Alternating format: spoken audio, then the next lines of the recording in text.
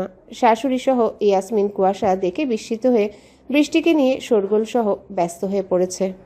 মালিথা ভিলায় এমন শোরগোল পেয়ে তুষার সহ শিশির, নিহার, তুহিন, হিমেল ছুটে গেল। জাকির ও জাহিদ মালিথা অধীর আগ্রহে মুখিয়ে রইলেন ঘটনা জানার জন্যে। আগেই ওনারা গেলেন না। তুষার, তুহিন বলে গেল তারা দেখছে বিষয়টা। রান্নাঘরের সামনে পাঁচ ভাই গিয়ে দেখল বৃষ্টিকে নিয়ে সকলের উত্তেজনা।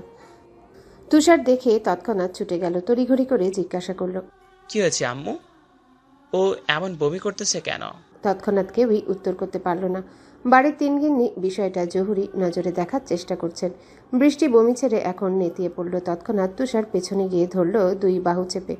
এতক্ষণ কুয়াশা, ইয়াসমিন, আম্বিয়া ধরে রেখেছিল। তুষার ধরতেই ওরা ছেড়ে দিল।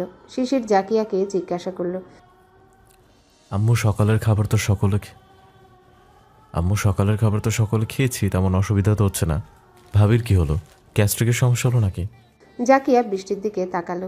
গ্যাস্ট্রিক হলে ফ্রিজ খোলার পর এমন হবে না। তিনি যেটা ভাবছেন সেটা কি তবে? এদিকে তুষারের এবার কিছু একটা মনে পড়ল। তৎক্ষণাৎ বৃষ্টির মুখের দিকে নজর দিল। সে এতটা নেতিয়ে পড়েছে যে কোনো উত্তর করতে পারছে না। তুষারের মনে পড়ল রাতে বৃষ্টি প্রেগন্যান্সি টেস্ট কিট আনতে বলেছিল। এখন বমি হচ্ছে, বিষয়টা পরিষ্কার হয়ে যাচ্ছে। সে শিক্ষিত ছেলে হয়ে এই যে সামান্য জিনিস বুঝবে না সেটা অহেতুক হবে। তুষার এবার মায়ের মুখের দিকে তাকালো। তিনজা বৃষ্টির দিকে একবার তাকালো, একবার তুষারের দিকে তাকালো, এরপর একে অপরের দিকে তাকালো। শিশির, কুয়াশা, নিহার হা করে শুধু এদের ভাবভঙ্গি দেখছে। ওদিকে তুহিন, ইয়াসমিনও বিষয়টা বুঝে গেছে। নিহার বলল, আরে তোমরা এবার ঠায় দাঁড়িয়ে আছো কেন? বেশি সমস্যা হলে ডক্টরের কাছে নিতে হবে তো ভাবিকে। কুয়াশা এদের জহুরি নজরে দেখে চলেছে। বিষয়টা কি সে বুঝতে পারছে নাকি বোঝার চেষ্টা করছে? শিশিরের দিকে তাকালো, তখন শিশিরও তাকালো। এবার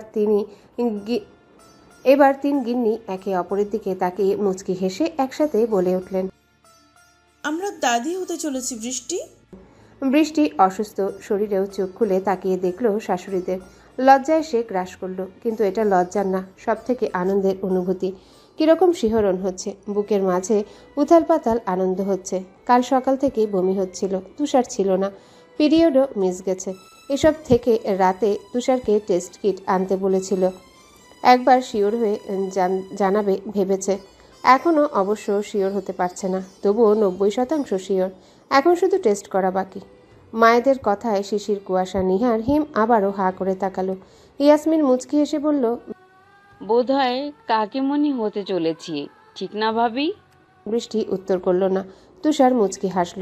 জাকিয়ার দিকে তাকিয়ে বলল, আম্মু ঘরে নিয়ে যাবো ওকে? জাকিয়া ছেলের পানে তাকালেন।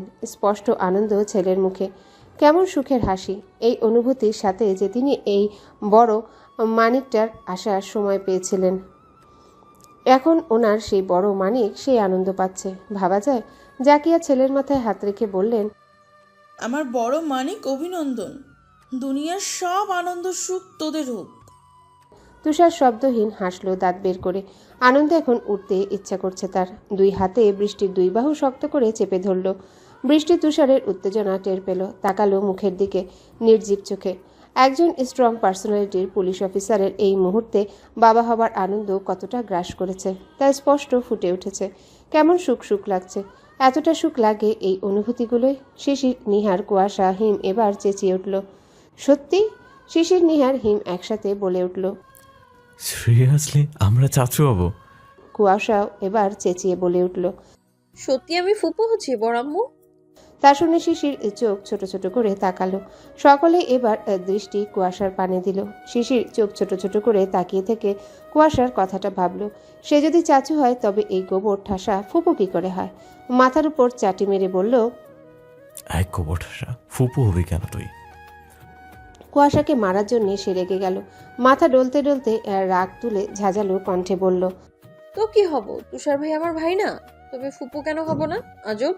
বাড়ির সকলে মনে মনে মাথা চাপড়ালো। শুরু হয়ে গেল এদের নিয়ম মাফিক যুদ্ধ। আমি যদি চাচু হই তো ফুপু কেন হবি? নামটা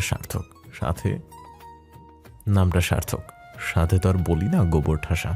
কুয়াশার এবার মনে পড়ল সে আনন্দের চোটে এখানকার সে আনন্দের চোটে এখনকার সম্পর্ক ভুলেই বসেছিল, তবে একটু বিরক্ত হলো এমন সম্পর্ক বদলানোর জন্যে। কোথায় সে ফুপু ডাক শুনবে? একটা মাত্র ফুপু, এতগুলো ভাইয়ের ছানাপোনাদের। কিন্তু হায় আফসোস, সেটাও গোল্লায় গেল। তবুও সে নারাজ মানতে সেই ফুপু হবে। তার সাধের ডাক সে শুনবে না? এটা হতেই পারে না। সে জোর গলায় বলল, ধুর, রাখো তো তোমার চাচি টাচি। চাচি টাচি হতে পারবো না আমি। আমি তো ফুপুই হব, ইভেন সব ছানাপোনাদের ফুপু হব। হায় আমার সাধের ডাক! সব ছানাপোনারা কিলবিল করতে করতে এসে ফুপু ফুপু বলে ডাকবে। ইস কি সুন্দর ডাক! আর আইসে চাচি বানাইতে, আমি তো ফুপু ডাকবই, ডাকি শুনবো। এবার হিম তৎক্ষণাৎ বলে উঠল, এই বুবু, শিশির ভাইয়ের সানা পোনারও ফুপু হব নাকি তুমি? ল্যাওঠালা মরজালা, কি কথার কি মানে হয়ে গেল! উফ! সকলে এই কথা শুনে জোরে জোরে হেসে দিয়েছে। বৃষ্টিও অসুস্থতার মাঝে হাসছে। আর শিশির কুয়াশা আহম্মকের মতো দাঁড়িয়ে রইল। কুয়াশা নিজের কথায় নিজেই ফেঁসে গেছে। শিশির এবার রাগ নিয়ে দাঁত কিরমির করে তাকালো কুয়াশার দিকে। দাঁতে দাঁত চেপে ওর দিকে তাকিয়ে বলল, ওর ফুপু আবার শখ জেগেছে, ওকে ফুপু বলেই ডাকাবো। শখটা মিটিয়ে ছাড়বো না। কুয়াশা লজ্জা পেয়ে গেল। আর সকলে আরেক দফা হেসে উঠল। নিহার এবার সুযোগ পেয়ে টিপ্পনি কেটে বলল, এক কাজ করো, কুসুর যখন ফুপু আবার শখ, তো তুই না হয় ফুপা হয়ে যা, দোষ কি তাতে? আবারও হাসির রোল পড়ে গেল। কি একটা জ্বালা! নতুন অতিথি নাই আসতে এত হাসি আনন্দ, না জানি আসলে কি হবে। শিশির এবার ভড়কে গেল। আর কুয়াশা বিশ্বজয়ের হাসি দিল দাঁত কেলিয়ে। শিশিরের দিকে দাঁত বের করে চোরা চোখে তাকে নিহার কাছে গিয়ে দাঁড়িয়ে বলল, এই ভাইয়া, এটা তো মাথাতেই আসেনি আমার। আমি তো এবার ফুপুই হচ্ছি, ওই বুনল প্রয়োজনে ফুপা হোক না হলে নাই। শিশির চোখ গরম করে তাকালো। তাতে সব মিটিমিটি করে হাসছে। ভালোই লাগছে এদের খুনসুটিগুলো। নিহার বলল, তবে তোদের ছানাপোনাদের সময় আমি মামা হচ্ছি, এটা কনফার্ম। কারণ একটা মাত্র বোন আমার। ভাইয়ের সাথে বিয়ে দিয়েছি বলে কি মামা ডাক শুনবো না? আমারও মামা ডাক শোনা লাগবে। তোরা কি হবি না হবি সেটা তোদের বিষয়। কুয়াশা এবার লজ্জায় পারে না দৌড়ে চলে যাক। শিশির হতভম্ব হয়ে গেছে। এরা ভেবেছে কত দূর। তাদের এখনো ফার্স্ট নাইটে এলো না, তো মামা হবে কি করে? বাসর হলে তো ভাগনা ভাগ্নি আসবে। আজব সব ভাবনা। জীবন তার তেনা তেনা, আর এরা আছে মামা হওয়ানি। ভেবে নিহারের দিকে রাগ নিয়ে কটমট করে তাকালো সে। তুহিন এখানে নীরব দর্শক, কারণ সে আগে থেকেই শান্তশিষ্ট। আর এখন এরা এমন খাপছাড়া কথা বলে মজা করছে, বড় মানছে না, তাই সে আরেকটু চুপই আছে। ইয়াসমিনও একটু টিপ্পনি কেটে বলল, শিশির, আমরা কি আরও একটা সদস্য পেতে যাচ্ছি? না তোরা তো তেমন করেই মিন করছিস। এবার জাকিয়া শব্দ করে হেসে দিলেন, বললেন, এদের ছানাপোনার মুখে দাদা দাদু টাকা শোনার আশা করছি না আমরা। এরা আগেই নিজেরা বড় হয়ে নিক। শুনে শিশির বেশ লজ্জা পেল কেন যেন। আর কুয়াশা এবার এক দৌড়ে ঘরে। তাকে আর পায়কে। এখানে আর থাকা যাবে না। এদের ভাবনা চিন্তা বহুদূর, অথচ তারা এদের ভাবনা পর্যন্তই যেতে পারেনি।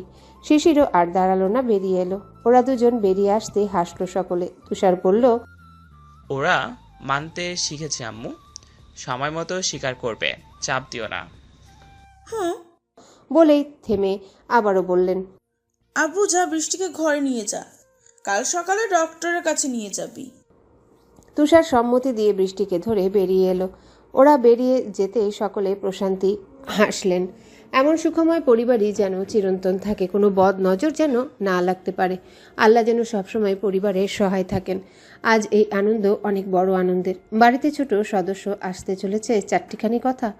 সকলে প্রথমে কোনো ডাক অনুভূতির সাথে পরিচয় হবে। জাকিয়া তৎক্ষণাৎ বেরিয়ে গেলেন। কর্তাকে খবর না দিলে আনন্দ বাড়বে না। ইয়াসমিন তুহিন বেরিয়ে গেছে তখন। নিহার গিয়ে শশীকে আগে জানাবে। মেয়েটা জানলে নেচে উঠবে, কত শত পাগলামির কথা বলবে। সেগুলো সে আনন্দে শুনবে আর মিটিমিটি হাসবে।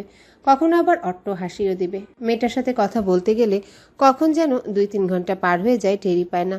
এতটা আপন হয়ে যাবে এত অল্প সময়ে কখনো বুঝেনি। তাই ইচড়ে পাকাটা সে বলতে লাগলো। তার ইচড়ে পাকা শুধু পাকনা পাকনা কথা বলে। এই বয়সে এতটা না পাকলেও পারত। অনুভূতি আরও বাড়িয়ে দেয়। কবে যে নিজের করে নিজের কাছে আনতে পারবে ভাবতে ভাবতেই ঘরে গিয়ে শশীর কাছে কল দিল। শশী আজ শুক্রবার হওয়াতে ফ্রি ছিল। তৎক্ষণাৎ ওপাশ থেকে মায়াবী মোহময় নেশাময় চিকন সুরলা কণ্ঠে সালাম দিয়ে উঠল। নিহারের ঠোঁটে হাসি ফুটল। মেয়েটার কণ্ঠ শোনা মাত্রই হাসি ফুটে ওঠে ঠোঁটে। নিহার সালাম বিনিময় করে ভালো মন্দ জিজ্ঞাসা করল, এরপর কাঙ্ক্ষিত কথাটা জানিয়ে দিল। এই নিয়ে বহু কথা চলল তাদের মাঝে। কুয়াশা দৌড়ে নিজের ঘরে চলে এসেছে। সে নিজের ঘরেই বেশি থাকে। এখনও কোনো জিনিস শিশিরের ঘরে নেয়নি। শিশির ঘরে এসে দেখল কুয়াশা নেই। চূড়ান্ত বিরক্ত হলো। একে কখনো এখানে পাওয়া যায় না। বেরিয়ে কুয়াশার ঘরের সামনে গেল। দেখল এসে ঢাস করে শুয়েছে। রাগ নিয়ে বলল,